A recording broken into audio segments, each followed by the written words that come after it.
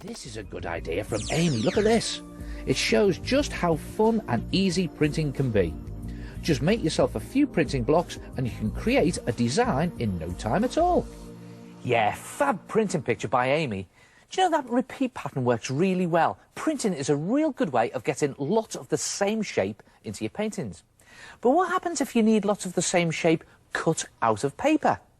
Well, it's not too bad if it's something simple, like a square, but what about if it's more complicated, like a star? The chances are, if you try to cut them out individually, they'll all be slightly different every time, and it'll take ages. So here's a good trick for you. Take your piece of paper and fold it in half, and then again into quarters, and then again once more like that. And then on top of your folded paper, simply sketch the shape that you want to cut out. So I'm going to do, let's see, I'll do a leaf shape here, I think. And it goes like that, and then when you've done that, take a pair of scissors and carefully trim around the shape. And you just make sure you hold everything tightly together. Round it goes.